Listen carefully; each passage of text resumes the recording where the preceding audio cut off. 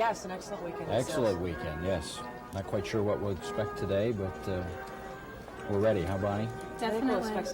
Call it the power of positive thinking or the boosterism of a company man. Whichever is the case, Barrett knows he must keep his troops on their feet.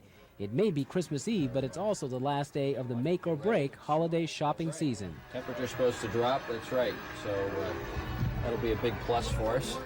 Well, I think any year, Christmas is obviously the biggest season in retail, the fourth quarter in particular, and so it's critical to the success of the year. This year, I think the Christmas selling season seemed to get off to a little slower start than typically we're used to. In fact, it was such a slow start, the experts were calling it potentially disastrous. Major retailers, including Sears, admitted they sold a lot less this November than they did last November, a telltale sign of the recession blues. So Sears and many others did what they had to do. They cut prices. It's indicative of the economic year that we're in, and I think retailers, and as you say, Sears included, needed to take some action on pricing earlier in the Christmas season than typical. Sears, may I help you? Yet even with the price slashing, Barrett wasn't sure Christmas was coming to his store this year. Like other Sears stores, finding a niche in the era of specialty shopping has been difficult enough.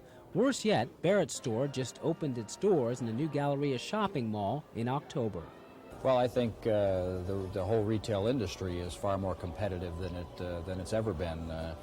I think for anybody to think about where they typically shop, how many shopping malls, how many stores are here that weren't here 5 years ago.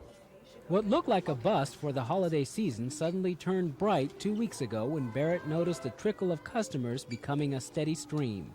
By this weekend, it was a welcomed flood. Saturday afternoon, by about 2:30, you could really feel a little of the shopping frenzy getting back, and that was encouraging.